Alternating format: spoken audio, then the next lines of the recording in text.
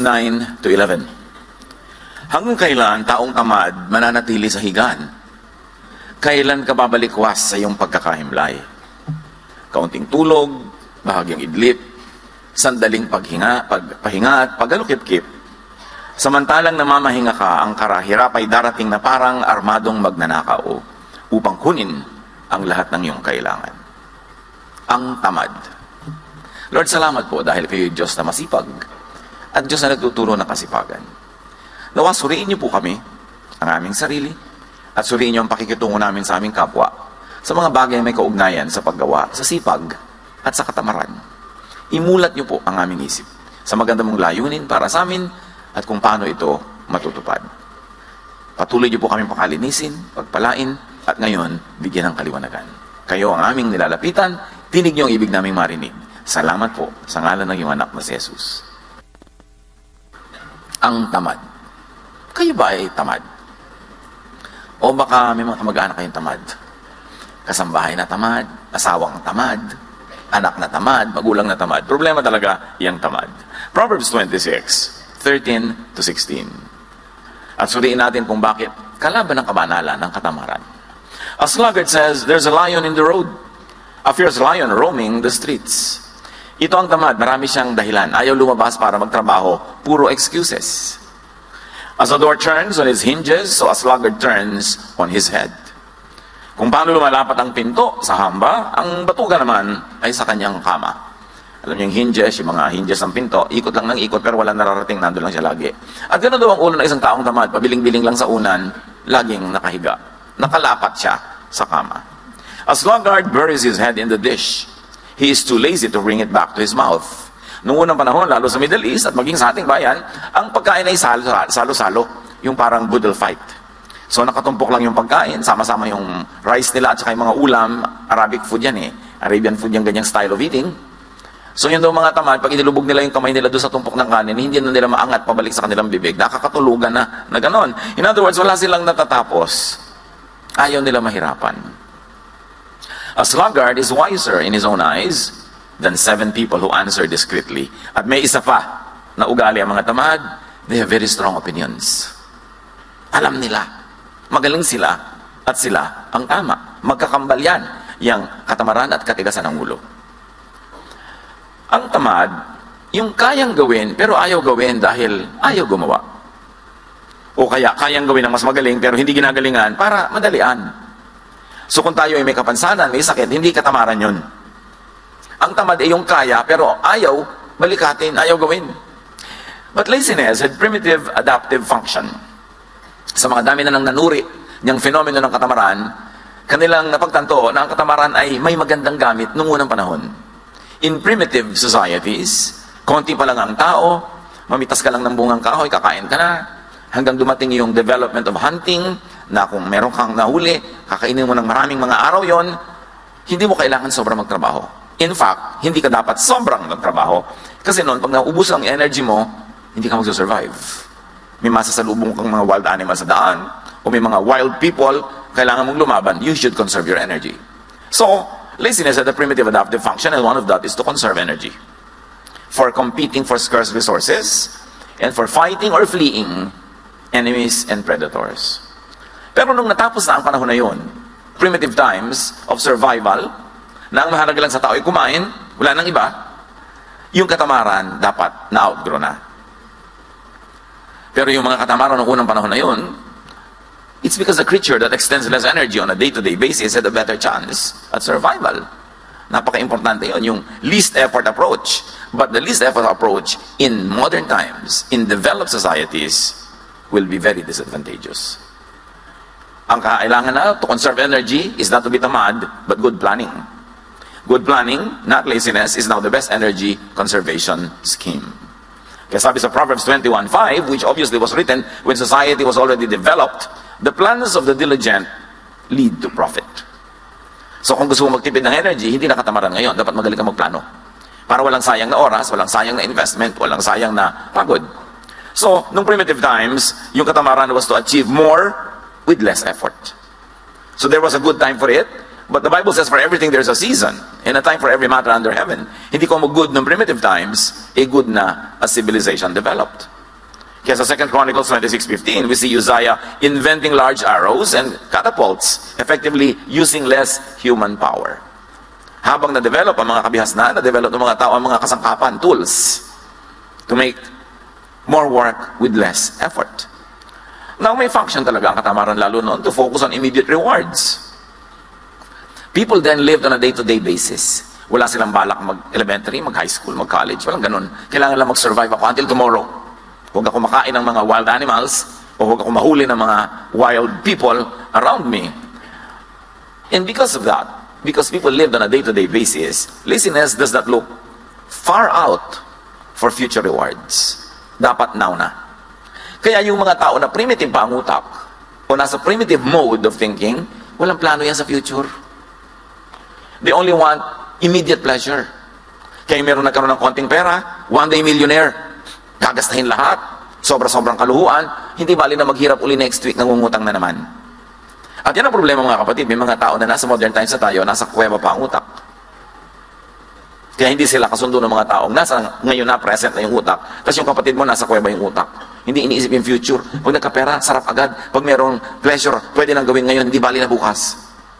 But as livelihood turned from gathering, hunting, which was immediate, to agriculture, laziness had become a liability.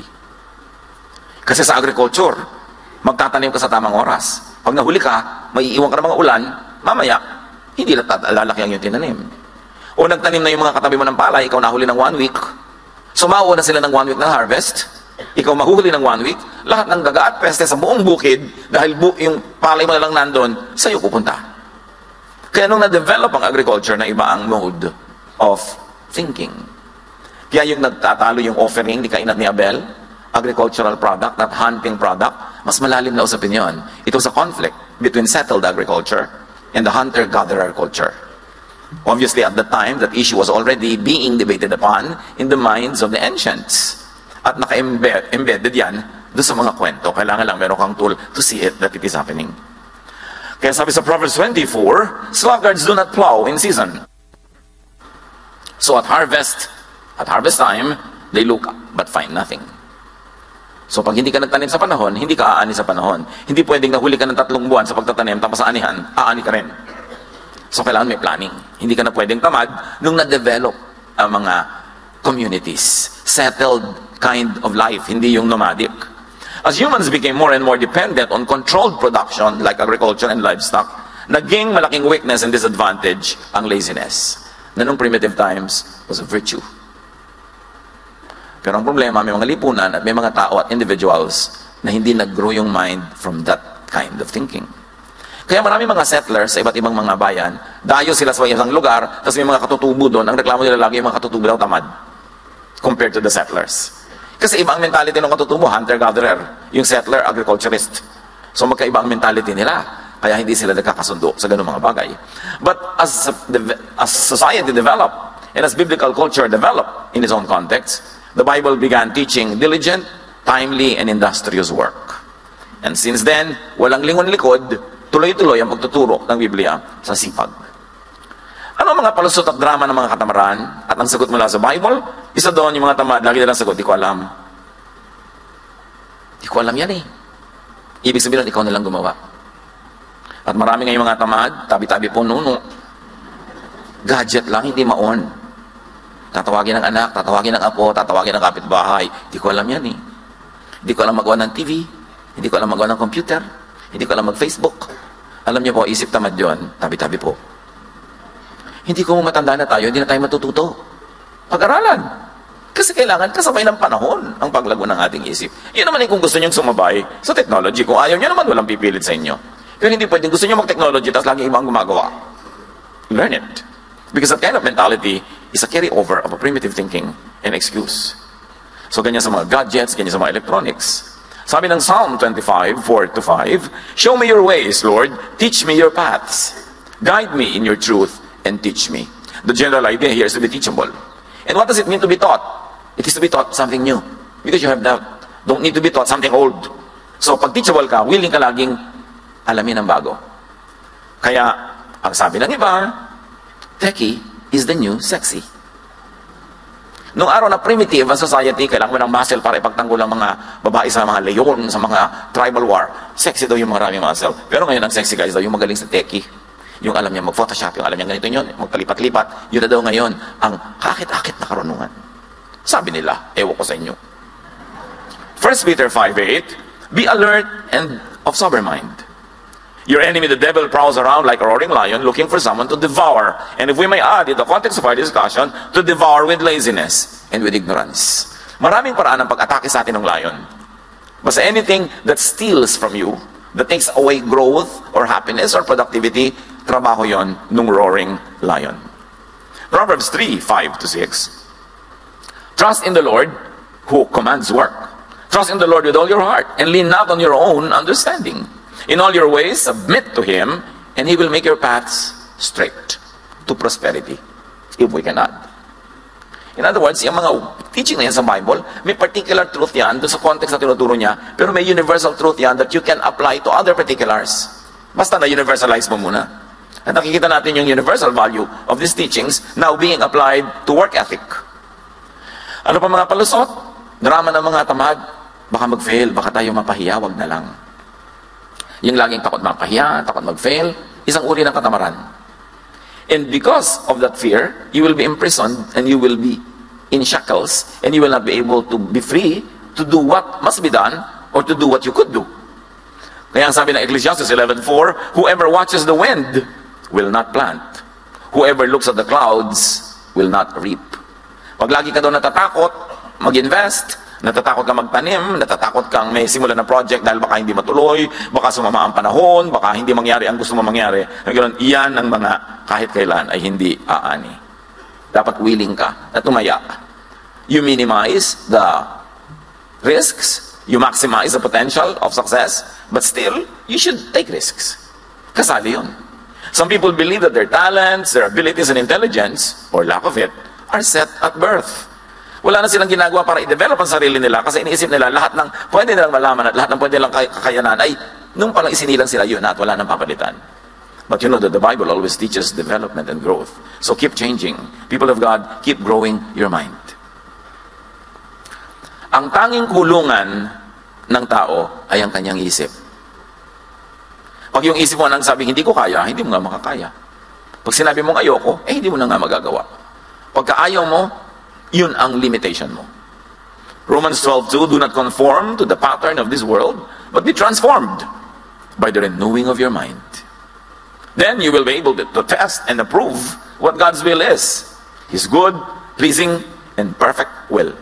So kailangan daw, lagi kang willing to change your mind. As they say, only a fool does not change his mind.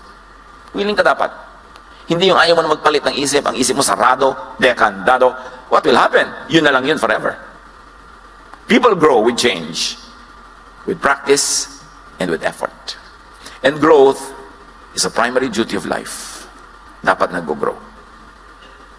Parang yung natatandaan ko isang drawing, yung caterpillar at yung kanyang kamag-anak na caterpillar na naging paru-paro na, may pakpak na. Si caterpillar, para paring worm. Sabi ni caterpillar kay paru-paro, you changed. Sabi ni paru-paro, we must.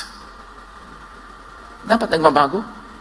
Yung mga kaibigan mo sa baryo nung araw, pag uuwi ka doon, sabi, ay, nagbago ka na. Dapat. Alam naman hindi tayo magbago. Ikaw, ayaw mo magbago.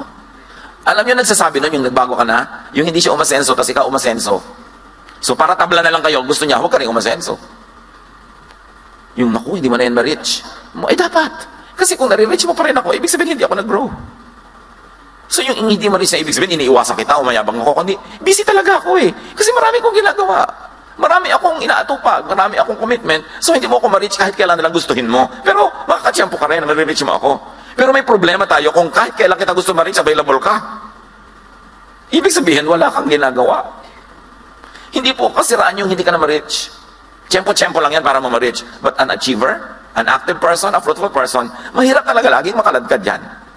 Kasi may mga kaabalahan.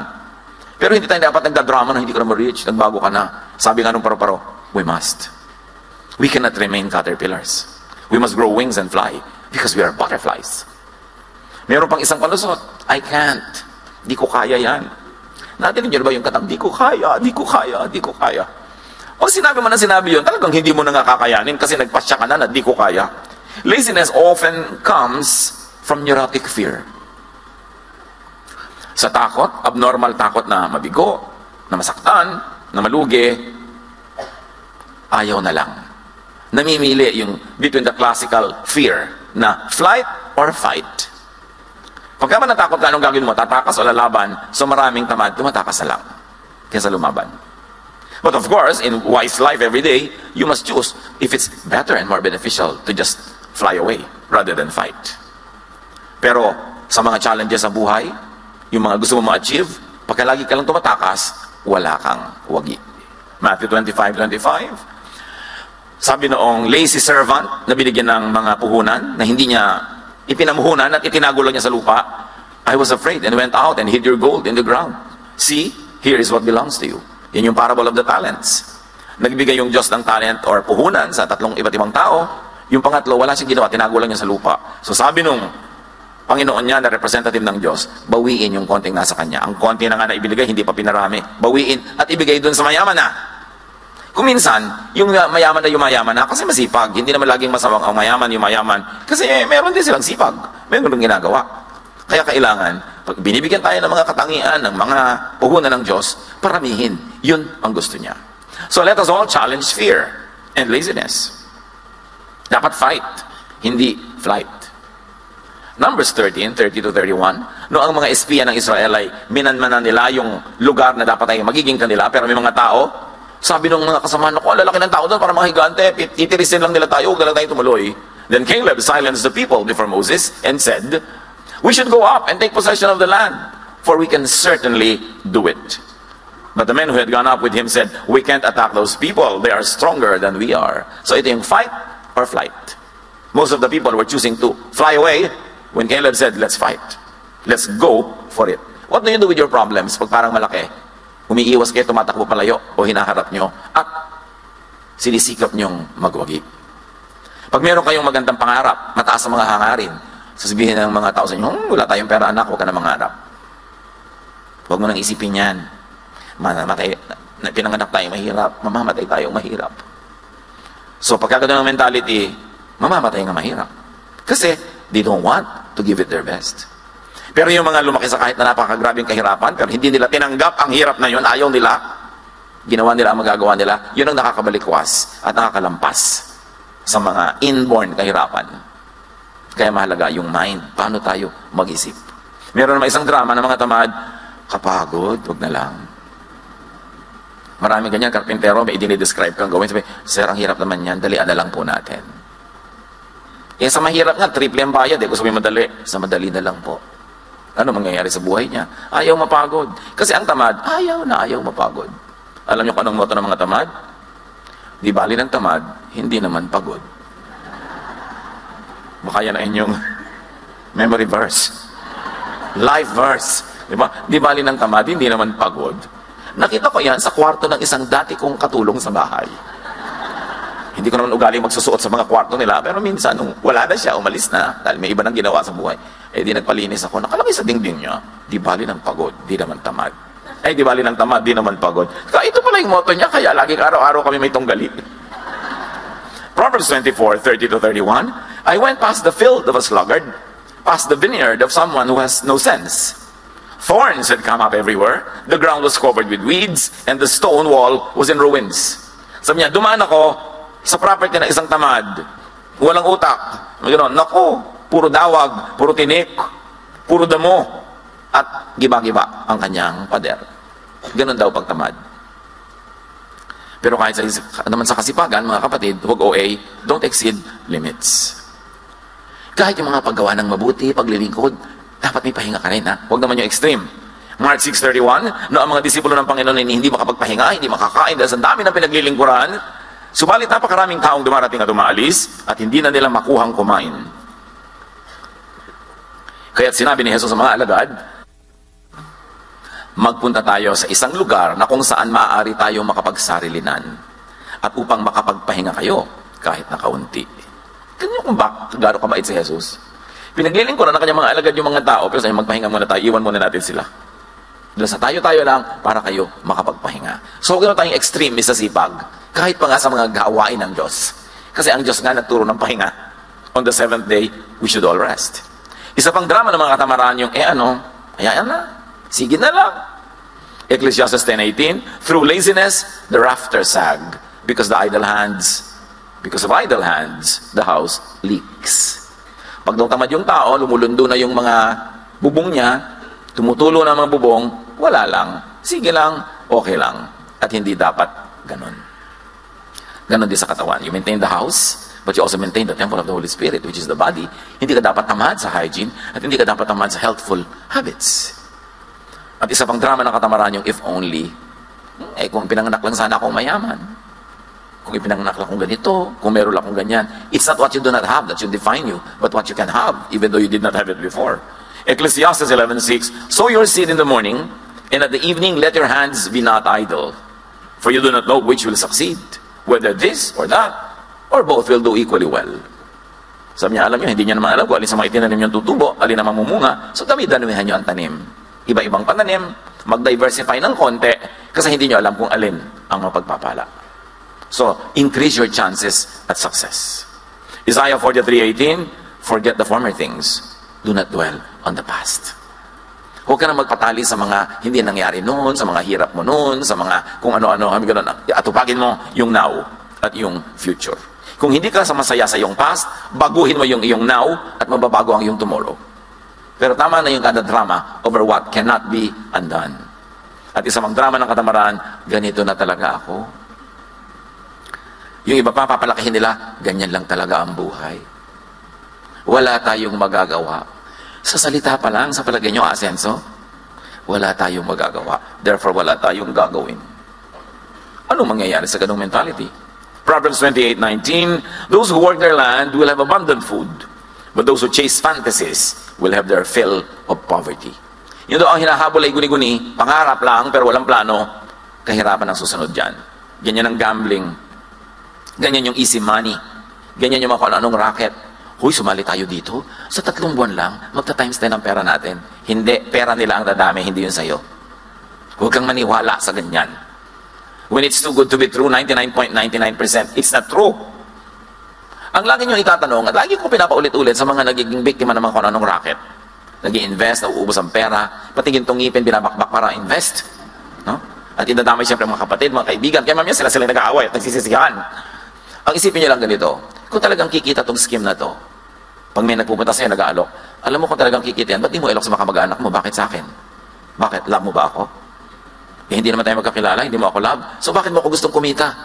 Ba't hindi yung mga mahal mo sa buhay ang pakitain mo? Ganito lang ang isipin mo. Pag kami nagbibigay sa inyo ng kung ano-ano mga investment, alam mo, kikita ko dito, ba't di ikaw?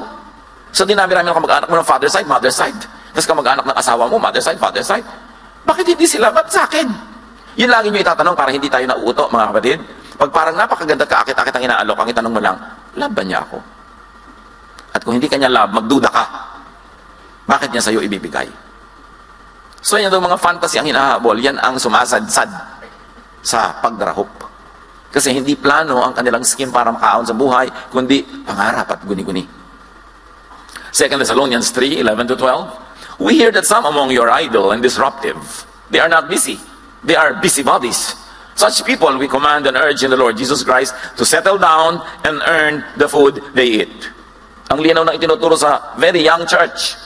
Kasi marami sa young church, akala nila dahil Jesus is loving, dahil because we love, therefore hindi na ako magtatrabaho, bigyan mo na lang ako. Therefore, may sakit ako, ipagamot mo ako. Therefore, nangangailangan ako, ibigay mo na ibigay. Ang daming abusadong Christian. Kasi akala nila, ganun ang ibig sabihin ng God's love.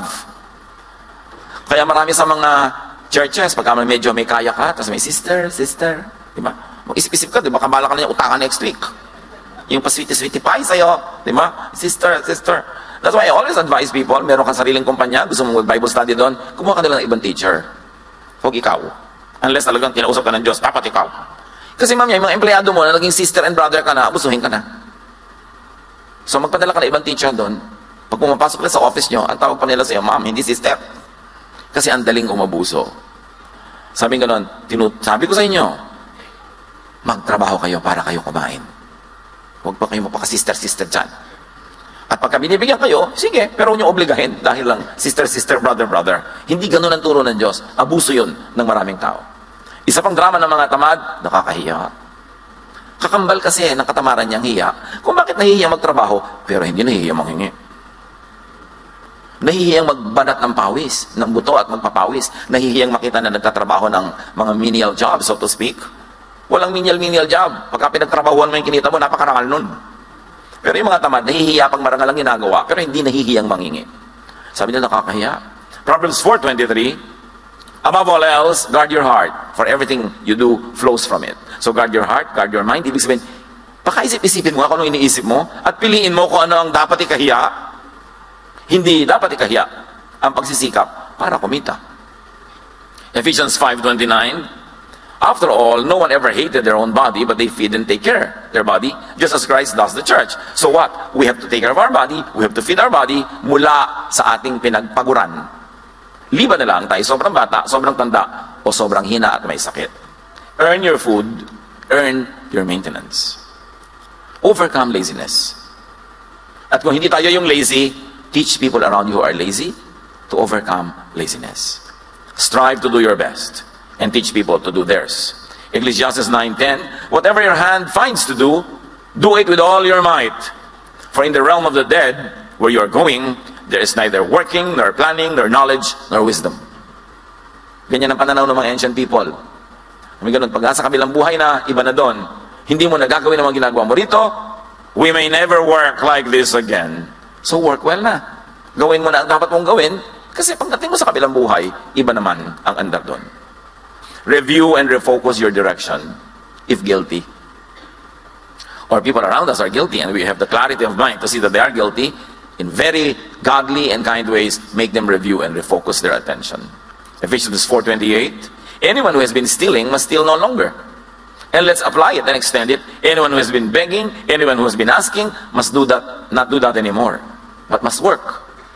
Doing something useful with their own hands, that they may have something to share with those in need. So ang tinuturo dito, make your ambition to earn enough for yourself and to earn more than enough so that you will have something to give to people who cannot, on their own situation, earn their keep. At mga kapatid, value your work.